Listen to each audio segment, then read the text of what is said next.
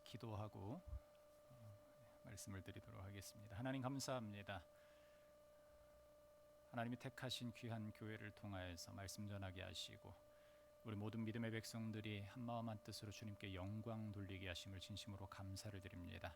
특별히 우리 영생교회를 축복하시고 목회하신 우리 김현웅 목사님에게 하나님 놀라운 기름을 부으시사 성령의 은혜가 말씀 속에 넘쳐 흐를 수 있도록 축복하시고 인도하여 주시옵소서. 귀한 또 헌신 예배를 통하여서 하나님 부르셨사오니 말씀을 통하여서 우리의 믿음의 본질을 다시 한번 회복하게 하시고 우리가 찬양하는 이유를 생각하며 그 하나님께 영광 돌릴 때마다 놀라운 축복의 역사가 우리의 삶 가운데 풍성히 일어나는 은혜의 삶이 될 수 있도록 주님 축복하여 주시옵소서. 주께서 이 시간도 은혜로 함께 하실 줄 믿사오며 거룩하신 예수 그리스도의 이름으로 기도하옵나이다. 아멘. 할렐루야. 귀한 은혜의 자리, 어려운 때임에도 이렇게 불러주셔서 진심으로 감사를 드립니다. 오늘 말씀의 제목은요, 복음을 자랑하라 라는 제목으로 여러분들과 말씀을 좀 나누도록 하겠습니다. 책을 읽다 보니까 이런 단어를 비교를 해놨더라고요. 본짓 그리고 딴짓. 우리가 딴짓은 잘 알고 있을 겁니다. 딴짓이라는 것은 무엇입니까? 이 무엇인가 다른 행동, 해야 될 것을 하지 않고 다른 행동을 하는 것을 우리는 딴짓이라고 이야기를 하죠. 그런데 본짓은 이 딴짓과의 반대말입니다. 해야 될 일을 본짓이다라고 이렇게 이야기를 합니다. 본짓은 해야 할 일이고 딴짓은 하지 말아야 할 일이에요. 여러분들 시대가 발전하면서 우리의 삶 가운데 많은 편리함이 다가왔습니다. 찾아왔고 또 수많은 딴짓거리가 함께 우리의 삶 속에 깊숙이 자리를 잡아가고 있습니다. 우리가 하루 쓸 수 있는 시간의 총량은 얼마일까요? 우리가 너무나도 잘 알듯이 24시간입니다. 그 중에 잠자는 시간, 먹는 시간, 이것저것 일하는 시간 빼고 나면 우리에게 주어진 시간은 생각보다 그리 많은 것 같지만 많지 않음을 알 수가 있죠. 그런데 어떻습니까? 우리가 당연히 해야 할 이 본짓에 이 딴짓으로 시간을 할당해 버리면 우리가 진정으로 해야 될 시간이 줄어든다라는 사실을 우리는 알고 있음에도 우리의 삶은 어떻습니까? 본짓에 충실하며 살아가는 이들도 많이 있지만 우리의 하루의 삶을 돌아보면 늘 후회가 남게 마련이죠. 무엇 때문입니까?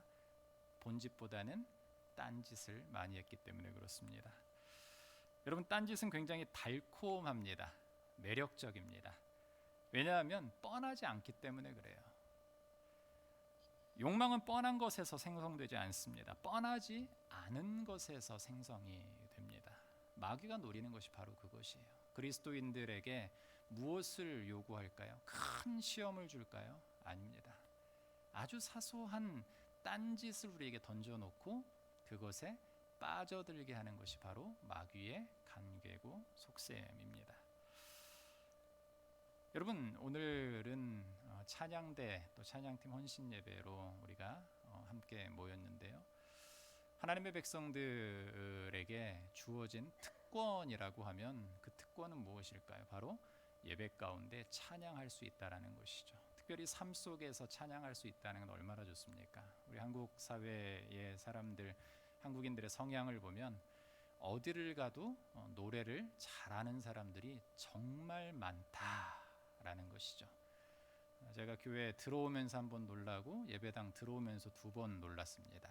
들어오면서 지휘자 우리 집사님이신 것 같은데요. 얼마나 꾀꼬리처럼 하시는지 제가 한 번 놀랬고요. 또 찬양하는데 우리 부목사님이신가요? 예, 아주 뜨겁게 찬양하는 이 모습을 보면서 역시 한국은, 특별히 군사는 어느 교회를 가나 찬양에 은혜가 있고 실력이 있구나라는 그런 생각을 해보았습니다. 그런데 어떻습니까?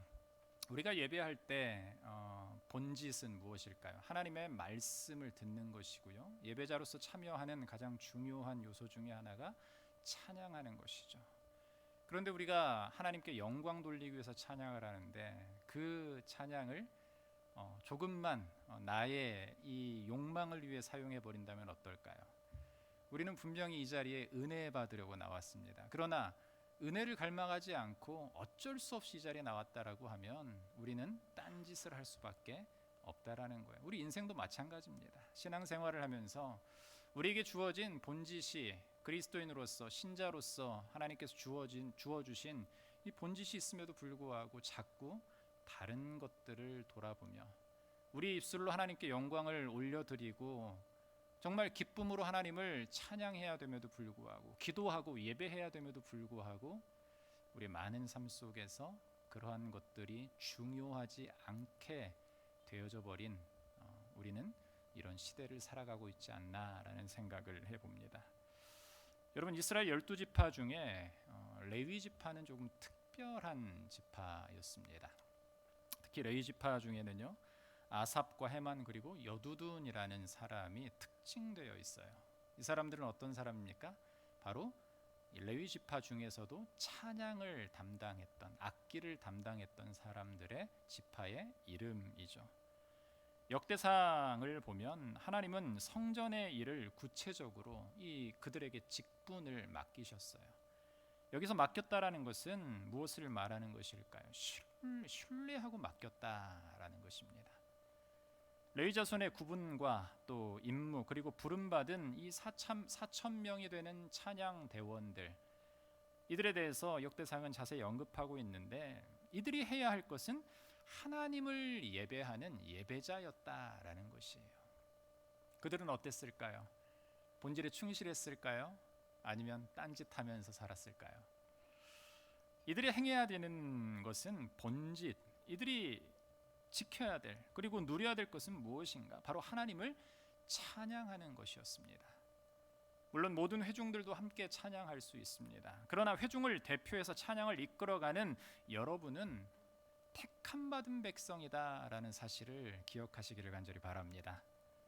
그 자격을 하나님께서 우리에게 특별하게 부여하신 거예요. 그렇기 때문에 우리는 하나님을 예배함에 있어 딴짓이 아닌 집중하며 하나님께 영광 돌리는 이 믿음의 본질 찬양에 최선을 다해야 된다라는 것이죠.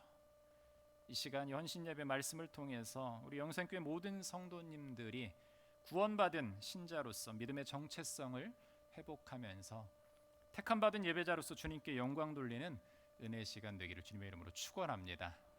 오늘 두 가지를 가지고서 본 말씀을 좀 해석하려고 하는데요. 첫 번째는요, 감사하고 찬양하라라는 주제입니다. 오늘 본문은요, 하나님께서 이스라엘 백성을 구원하신 이 역사를 기록하는 시편이지만 105편과 106편은 쌍둥이 본문이다라고 이야기를 해요. 비슷한 이스라엘의 역사에 대한 것, 시편 78편과 105편과 106편 전체에 걸쳐서 이스라엘 역사들이 굉장히 길게 기록이 되어 있는 본문입니다. 그렇다면 그 구원의 역사를 돌아보면서 시인은 무엇을 말하고 있는가? 1절 말씀에 보면 이렇게 말하고 있습니다. 여호와께 감사하고 그의 이름을 불러 아뢰며 그가 하는 일을 만민 중에 뭐하게 할지어다? 알게 할지어다 라고 말씀을 하고 있어요. 여러분, 찬양하는 목적이 분명합니다. 감사라고 먼저 이야기를 합니다. 제가 7년 전쯤에 부산에서 사역을 했었는데요. 한 번은 세 가족이 등록을 하셨습니다. 예수님을 전혀 알지 못했던 분이 같은 직장 안에서 제가 담당했던 교구 장로님 직장 안에서 그 장로님의 모습을 보고 교회를 등록하신 분이신데요. 처음 신앙생활 하시는 부부가 등록을 했어요. 그런데 얼마 지나지 않아서 한 안수 집사님께서 저에게 이런 질문을 하시는 겁니다. 목사님, 저분 세 가족 맞죠? 예. 그래서 맞아요. 그랬더니 근데 저분 다른 교회에서 혹시 뭐 장로님이나 집사님 아니세요? 이렇게 저에게 물어보시는 겁니다. 그래서 집사님 왜 그러세요? 그랬더니 지난 주일날 저분 뒷자리에 앉았는데 저분이 찬양을 얼마나 잘하는지 정말 깜짝 놀랐어요. 예. 그래서 그런 말씀을 들은 이후에 한 번은 기회가 돼서 그 성도님에게 제가 질문을 한번 드려봤습니다. 성도님, 이런 어떤 집사님께서 물어보시더라고요. 찬양을 원래 그렇게 잘 아시는 곡이었나요? 라고 여쭈었더니 의외의 대답을 하시더라고요. 자기가 세 가족인데 예수님을 잘 믿겠다라고 다짐하고 이 자리에 나왔는데, 그렇다면 예배라는 것은 하나님께 영광 돌리는 일이다라고 자기가 말씀을 들었는데, 영광 돌리기 위해서 내가 뭘 해야 될까? 이런 물음이 자기 자신에게 왔다라는 것이죠. 그래서 그 성도님이 할 수 있는 일을 행하고자 했던 것이에요. 무엇이냐면 전날 이 토요일날 금요일 저녁이 되면 주보가 홈페이지에 올라옵니다. 그러면 그 성도님은 토요일날 오전에 그 주보를 확인을 하고요, 그 주보에 나온 예배 찬양 곡목을 다 찾아서 그때 당시에도 뭐 유튜브가 있었으니까 유튜브에 있는 모든 그 찬양의 노래들을 최소 10곡 이상 찾아서 1시간 연습을 하고 교회에 나와서 찬양을 부른다라는 거예요. 이분의 이 교회 직분이 뭐라고요? 새가족. 혹시 교회 등록한 지 1년 안 되신 성도님 계십니까? 예. 여러분 전도 많이 하시길 바랍니다. 아멘. 새가족이 1시간 찬양 연습을, 부산대 교수신데요, 몸도 이렇게 튼튼하신 분이, 눈도 동글동글하신 이 성도님이 얼마나 찬양을 잘하시는지 저도 깜짝 놀랐습니다. 그래서 좀 더 궁금해서 이 대답을 듣는 순간 이 성도님의 예배를 하나님께서 기뻐 받으시겠구나라는 생각을 하게 됐어요. 분명한 것은 그 연습은 단순히 누군가에게 잘 보이려고 행했던 모습은 아니다라는 것이죠. 구원받았다는 감격에 주일 예배를 정말 감사하며 정성스럽게 드리고 싶은 마음에 자신이 할 수 있는 이 예배 순서에서 참여할 수 있는 건 찬양 시간밖에 없다는 생각에 가장 기쁜 마음으로 정성스럽게 예배를 준비했다라는 것이에요. 여러분, 그렇다면 여러분에게 질문을 한번 드려보겠습니다. 여러분은 구원의 감격을 혹시 누리고 계십니까? 아멘? 이런 대목에서는 아멘이 엄청 커야 됩니다. 다시 한번 질문을 하겠습니다. 여러분, 구원의 감격을 누리고 계십니까? 아멘. 제가 교회 성도님들에게 늘 점검하는 것이 있어요. 바로 구원의 확신이 흔들리지 않았냐라는 질문이에요. 교회 부임에서도 우리 김 목사님보다는 제가 한 1년 10개월 정도 먼저 부임을 했는데, 부임하면서부터 계속 점검을 합니다. 왜? 흔들릴 수 있으니까요. 여러분, 구원의 확신. 그런데요, 불행하게도 교회 공동체 안에도 구원의 확신이 없는 성도들도 있다라는 것이에요. 목회를 하면서 이런 성도님들을 가끔 뵐 때가 있어요. 신앙생활을 꽤 오래 하고 직분을 받은 성도임에도 불구하고 신자가 아닌 종교인으로 살아가는 영혼들이 의외로 가장 가까운 곳에 있다라는 것입니다. 교회를 다니다 보니, 하라고 해서 봉사하다 보니, 잘하고 열심히 하니까 밀려 시간이 흐르다 보니까 중직을 맡게 됐는데, 그러다 보니까 늘 주일이 자기 자신에게는 부담이 되는 것이에요. 공허합니다. 예배를 드림에도 불구하고, 말씀을 듣는데도 불구하고, 저 십자가가 나를 살린 것 맞지? 머리로는 알고 있지만 가슴으로 체득하지 못했기 때문에 늘 공허함 속에 살아갈 수밖에 없었다라는 것이에요. 여러분, 그리스도인의 감사의 첫 번째는요, 그렇기에 구원에 대한 감사여야 됩니다. 아멘. 그것이 기도가 되고 찬양이 되는 겁니다. 아무리 노래를 잘해도, 아무리 연주를 잘해도 믿음 없이 감사 없이 행하는 찬양은 그냥 노래이고 연주일 뿐이다라는 것이에요. 고린도전서 14장 7절에서 9절 말씀을 보니까 이런 말씀이 있습니다. 같이 한번 읽어볼까요? 혹 피리나 검은고와 같이 생명 없는 것이 소리를 낼 때에 그 음의 분별을 나타내지 아니하면 피리 부는 것이 검은고 타는 것인지 어찌 알게 되리요. 만일 나팔이 분명하지 못한 소리를 내면 누가 전투를 준비하리요. 아멘. 여러분 7절에 음의 분별을 나타내지 아니하면이라고 말하고 있습니다. 십자가의 은혜, 십자가의 영광을 누리지 못하면은요, 아무리 좋은 악기라 할지라도 그 안에 생명이 없기 때문에 무엇인지 그 소리를 분별할 수 없다라는 것이에요. 여러분 과거 전쟁 시엔 나팔 소리로 전진과 이 후퇴를 알렸습니다. 그런데 두 개의 작전의 소리가 여러분 똑같다라고 하면은 어떨까요? 대혼란이 일어날 겁니다. 전진을 해야 되는 시점에 나아가지 못할 것이고요, 후퇴를 해야 되는 시점에 뒤로 후퇴를 하지 못해서 그 전쟁은 패할 수밖에 없다라는 것이죠. 그렇게 이 말씀을 찬양에 빗대어 해석하면 구원받은 그 감격을 기억하며 감사하며 우리의 영혼이 참된 소리를 내며 찬양해야 된다라는 것이죠.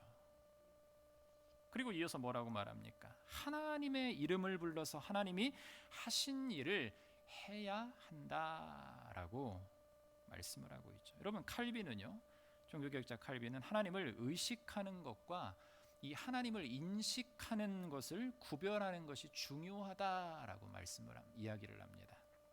의식은 무엇입니까? 막연하지만 어떤 존재에 대해서 생각하고 있다라는 소극적인 의미라고 볼 수가 있어요. 반면에 인식은 분별하며 알고 있다라는 의미입니다. 여러분 모세가 하나님께 증거판을 받기 위해 시내산으로 올라갔습니다. 그런데 아래에서는 어떤 문제가 일어납니까? 남겨진 자들이 하나님의 형상이라고 생각한 우상을 만들었다라는 것이죠. 이 행위는 하나님에 대해 우리가 함께 하신다라는 막연한 의식만 갖고 있던 이스라엘 백성의 잘못된 신앙 때문이었어요. 하나님을 제대로 알지 못했기 때문에 결국 우상 숭배라는 이 죄를 범하게 된 겁니다. 그렇기 때문에 제대로 인식하고 하나님께서 하신 일을 만민 중에 선포할 수 있어야 된다라는 것이죠. 찬양도 마찬가지입니다. 의식만 하지 말고 인식한 상태에서 불러야지 그것이 찬양이 되는 것이에요. 구원의 감격을 기억하며 감사함으로 하나님 앞에서는 저와 여러분 되시기를 주님의 이름으로 축원합니다. 여러분 그렇다면 어떻게 하나님을 알게 해야 하는지 2절에 보니까 이렇게 말하고 있어요. 그에게 노래하며 그를 찬양하며 그의 모든 기이한 일들을 말할지어다. 여러분 노래의 의미는 일상 속에서 가볍게 이 흥얼거리는 그런 모습을 우리는 노래라고 이야기를 합니다. 그런데 찬양의 의미는 이 악기를 연주하면서 노래하는 것을 말하는데 마치 이 조직된 찬양대가 악기와 더불어 웅장한 연주와 합창을 하는 장면을 의미하는 것이에요. 일상과 예배 속에서 하나님을 찬양하는 모습, 바로 이것을 노래와 찬양이라는 단어로 이 시인은 표현을 하고 있습니다. 그러면서 하나님의 행하신 위대한 일들을 찬양을 통해 선포해야 함을 시인은 말하고 있어요. 여러분 저는 좀 특이한 이력을 가지고 있습니다. 저는 대학 시절에 신학을 전공을 했습니다.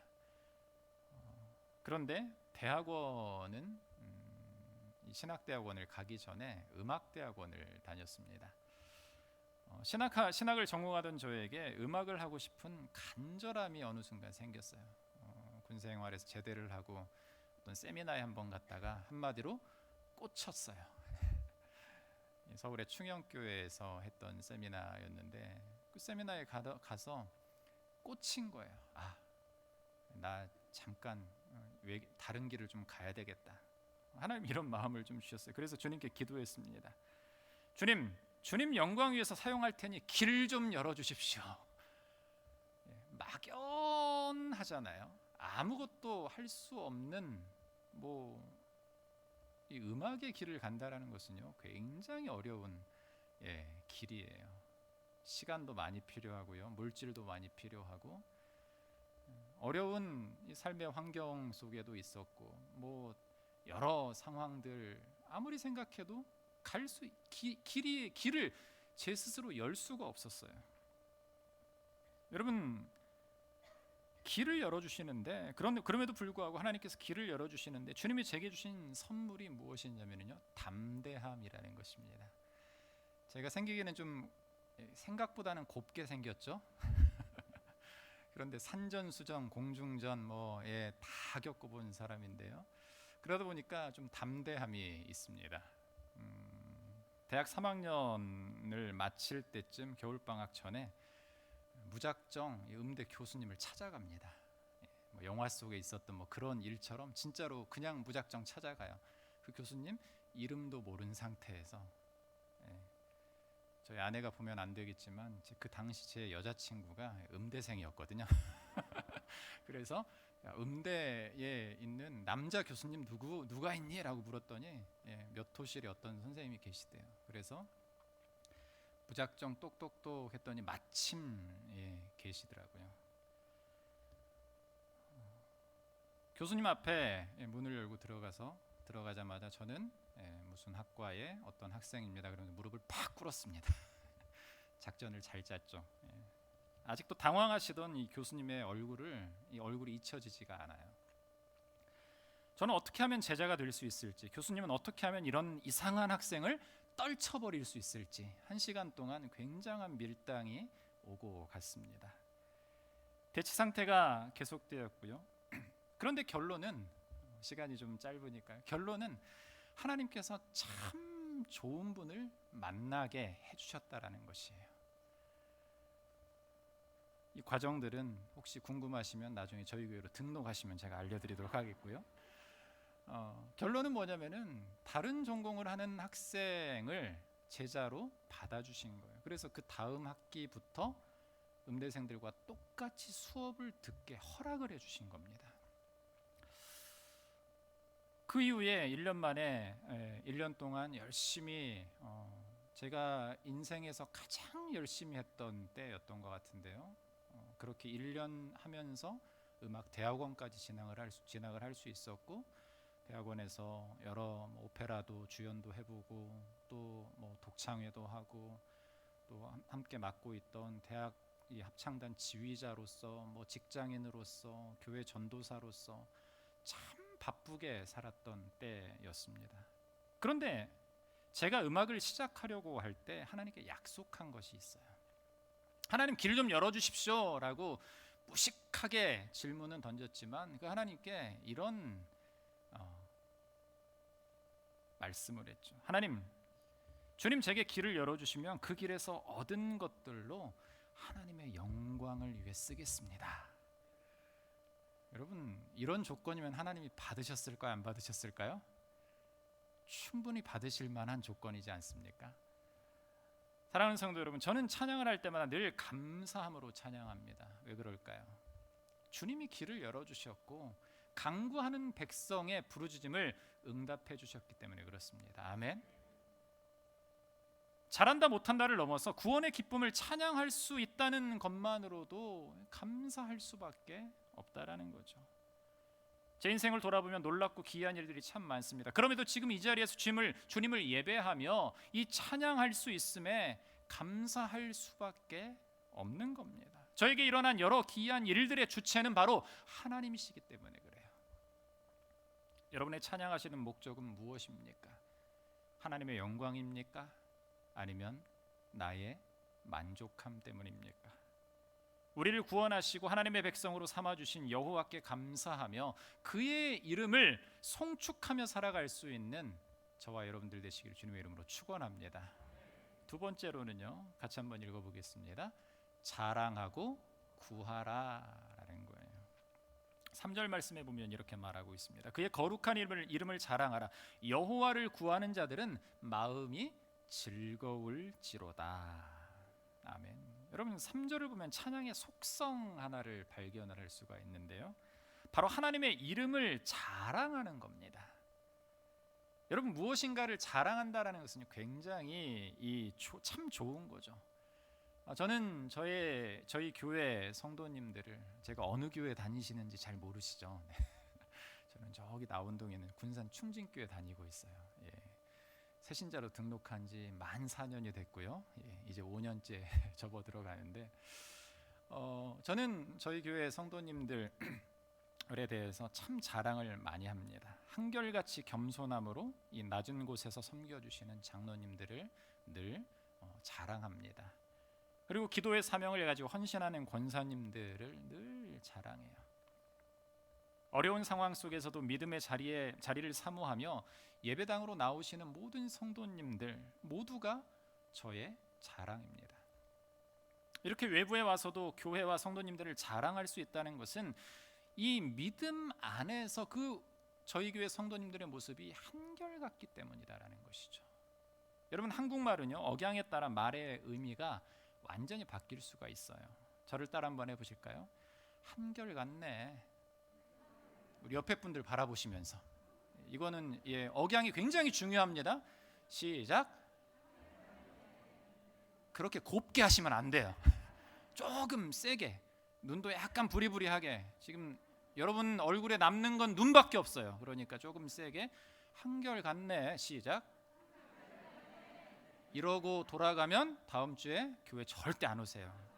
그래서 조금 다른 억양으로 한결같구나. 시작.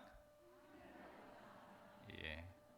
같은 단어인데도 이 한국말은요, 억양에 따라 의미가 완전히 달라지죠. 여러분, 1번을 이 옆에 분에게 1번을 선물하시겠습니까? 2번을 선물하시겠습니까? 예. 누군가 1번 하려다가 쏙 들어갔는데, 여러분, 양치기 소년 이야기를 아실 겁니다. 이 책의 모든 이 책에 또 다른 제목이 있어요. 뭐냐면요, 거짓말쟁이에요. 제가 지었는데요. 늑대가 나타났다라는 말에 사람들이 한두 번은 속습니다. 그런데 그 다음은 속질 않는다라는 이야기예요. 여기 중요한 의미가 있습니다. 하나님을 자랑하는데 진실하고 신실한 한결같음이 있어야 그의 거룩한 이름을 자랑할 수 있다라는 것이에요. 하나님은 어떤 찬양 받기를 원하실까요? 여러분, 찬양은 하나님의 영광을 드러내는 행위입니다. 물론 좋은 실력을 가지고 찬양하고 연주하는 것도 굉장히 중요합니다. 그러나 내 삶이 진실하지 못하고 하나님을 자랑할 만한 진실한 삶이 아니라면 그 찬양을 하나님께서 과연 받으실까? 여러분, 이것에 대해서는 깊이 한번 고민을 해봐야 되는 것이죠. 그렇게 하나님의 이름을 자랑하기 위해서 필요한 것은 바로 나 자신이 하나님의 자랑거리가 되어야 된다는 것이에요. 여러분, 하나님의 자랑거리는 다른 것이 아닙니다. 복음으로 서가고 세워진 우리의 모습입니다. 십자가 복음을 깨닫고 믿으면 예수님께서 보여주신 그 삶을 살아내기 위해 우리는 애쓰게 돼 있어요. 때론 힘들기도 하고 버겁기도 합니다. 그런데 역설적으로 그 신앙생활이 여러분 얼마나 즐거운지 몰라요. 고난 속에 있지만 즐겁다라는 것이죠. 여러분, 저의 목회 철학은요, 행복한 신앙생활이에요. 새가족들이 등록을 하시면요, 가장 첫 번째 드리는 말씀, 행복한 신앙생활을 하기 원하시죠? 라고 제가 질문을 드립니다. 그러면 한결같이 모두가 다 동일하게 네, 행복한 신앙생활 하고 싶어서 왔어요. 그럼 제가 뭐라고 답을 드릴까요? 잘 오셨습니다. 여러분, 예수님 때문에 신앙생활하는 것이 행복해야 돼요. 찬양을 부르면서도 기쁨 가득해야 됩니다. 아주 기쁘게 자랑하듯 이 찬양의 우리의 기쁨이 그리스도의 영광으로 녹아 들어야 된다라는 것이에요. 마음이 즐거운 사람의 얼굴은 다릅니다. 밝고 광채가 납니다. 찬양할 때 표정을 보면은요, 그 성도의 마음 상태가 드러납니다. 과거에 대학 합창단을 지휘를 할 때 보면은요, 독특한 후배 한 명이 있었어요. 이 친구는 합창을 하다가 이 마지막 클라이막스 부분, 우리 지휘자님 너무 예쁘게 지휘를 하셨는데, 오랜만에 저도 지휘를 해보면 클라이막스를 막 밀어붙이고 있으면은요, 막 지휘를 하고 있으면 자기도 찬양을 악본을 들고 있는데 이 손은 같이 막 따라 올라가요, 막. 근데 그 표정을 보면은요, 너무 너무 기쁨을 가지고 막 은혜 충만한 표정으로 찬양을 하는 겁니다. 제가 아까 이 뒤에서 보니까 그 후배가 이 교회에 와 있어요. 한 남자 집사님이 얼마나 기쁘게 찬양을 하시는지. 예. 그 놀라운 구원의 하나님을 자신의 입술로 자랑하는 것이 여러분 감격스럽기 때문에 자신의 모습조차 주체가 되질 않는 거예요. 여러분 그렇게 그 기쁨의 근원 되시는 여호와를 구하고 찾게 된다라는 것이죠. 4절 말씀 보면은 여호와와 그의 능력을 구할지어다. 그의 얼굴을 항상 구할지어다. 여러분 왜냐하면 우리 하나님은요 바로 능력의 하나님이시기 때문에 그렇습니다. 믿으십니까? 은혜의 하나님이시기 때문에 그렇기 때문에 우리는 항상 구해야 된다라는 것이죠. 무엇으로? 찬양으로 구해야 되는 것이에요. 여기서 항상이라는 말은요 매일의 삶을 말합니다. 매일의 삶 속에서 바로 이 성령 충만함을 우리가 원하고 바라고 간구하고 나아갈 때 하나님은 우리의 입술을 통해서 놀라운 능력들을 선포하시고 이루신다라는 것이에요. 여러분 성령 충만하다라는 것은요 주님과 함께 동행하고 있다라는 증거입니다. 성령의 능력을 경험하면 여러분은 구할 수밖에 없어요. 왜냐하면 전능하신 하나님을 의지할 수밖에 없기 때문에 그렇습니다. 그 전능자신 하나님께 감사할 수밖에 없고 찬양할 수밖에 없어요. 왜냐하면 우리는 하나님께서 창조하신 피조물이기 때문에 그래요. 사도 바울이 로마서 12장 1절에서 이렇게 권면을 하는데요. 같이 한번 읽어보겠습니다. 그러므로 형제들아 내가 하나님의 모든 자비하심으로 너희를 권하노니 너희 몸을 하나님이 기뻐하시는 거룩한 산 제물로 드리라. 이는 너희가 드릴 영적 예배니라. 아멘. 사도 바울은요 무엇을 찬양했을까요? 그리스도의 십자가만을 찬양했어요. 그러면서 자신의 몸에 이 예수의 흔적을 가졌다라는 것을 자랑스럽게 밝힙니다. 여러분 그렇기 때문에 우리의 몸을 하나님이 기뻐하시는 거룩한 산 제물로 드리라라고 말씀을 하고 있어요. 전심으로 드리라는 것이죠. 사랑하는 성도 여러분, 신자에게 있어서 본짓은 무엇일까요? 하나님을 영화롭게 하는 삶을 살아가는 것입니다. 아멘. 왜냐하면 우리는 값없이 십자가 은혜로 구원받았기 때문에 그래요. 여러분 신자는요 그 은혜를 기억하며 선포하며 누리며 살아가야 됩니다. 아멘. 그렇게 우리의 삶이라는 찬송이 공허한 울림이 되어서는 안 되는 것이죠. 아무리 좋은 악기를 가지고 있다 하더라도 믿음이 없으면 소용이 없습니다. 우리의 심령이 십자가 복음으로 채워지지 않으면 울리는 꽹과리 이상 절대 될 수가 없다라는 것이에요. 사랑하는 성도 여러분, 우리 하나님은요 여러분을 거룩한 예배자로 세우셨습니다. 특히 예배를 이끌어가는 믿음의 리더로 여러분을 세우셨습니다. 택함 받은 우리가 행해야 할 것은 그렇기 때문에 십자가 복음을 자랑하는 것이에요. 그 자랑이 넘치게 되면 우리 입술에서는요 다른 것들이 흘러나오지 않아요. 하나님의 그 이름을 생각만 해도 우리 입술에서는 그 이름의 영광을 높여드리기 위해서 찬송이 흘러나올 수밖에 없다라는 것이죠. 이것이 바로 복음으로 자랑하는 삶이에요. 사랑하는 성도 여러분, 이 팬데믹 상황 속에서 우리의 믿음이 많이 흔들렸어요. 교회들도 흔들렸고요. 지금도 흔들리고 있습니다. 그럼에도 불구하고 이 구원의 확신이 확실한 성도들은요 흔들리지 않아요. 어떠한 시련이 오더라도 흔들리지 않습니다. 각자의 자리에서 찬양의 자리에서 이 찬양대의 자리에서 찬양팀의 자리에서 연주자의 자리에서 회중의 자리에서 그 하나님을 찬양하고자 그 기쁨을 하나님께 올려드리고자 정말 자신의 모든 삶을 들여서 어려운 시대 속에서도 불구하고 예배의 자리에 나와서 주님께 영광 돌리고자 한다는 것이죠. 하나님께서 주목하시는 사람들이 있어요. 누굴까요? 바로 오늘 이 자리에 함께 하신 그리고 함께 예배하시는 모든 영생교회 성도님이신 줄 믿습니다. 여러분, 그렇기 때문에 우리에게 하나님이 주신 그 놀라운 은혜를 우리는 기억해야 돼요. 그 은혜가 무엇입니까? 구원의 은혜예요. 그렇기 때문에 그 구원의 은혜, 그것을 누리는 것이 무엇이냐면요, 구원의 확신을 가지는 것이에요. 앞으로도 한 두어 달 정도는요, 더 혼란스러울 겁니다. 여러 문제들이 더 터질 거예요. 저희 교회도 늘 긴장하고 있어요. 여기 오면서도 마스크를 벗을까 쓸까 여러 번 고민을 했습니다. 오기 전에도 자가키트 한번 하고 왔어요. 혹시라도 내가 민폐가 되지 않을까. 자꾸 본짓으로 나아가려고 할 때마다 이러한 딴짓들이 자꾸 우리의 시선을 가로막고요, 분별력을 상실케 하고요, 우리가 믿음의 길로 나아가고자 하는 그 은혜의 자리에 섰음에도 불구하고 자꾸 우리의 눈을 마귀들은 가리운다라는 것이죠.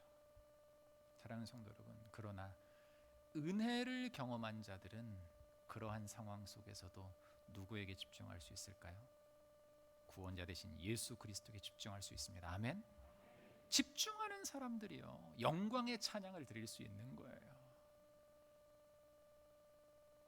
우리 함께 찬양을 한 곡 같이 불렀으면 좋겠는데요.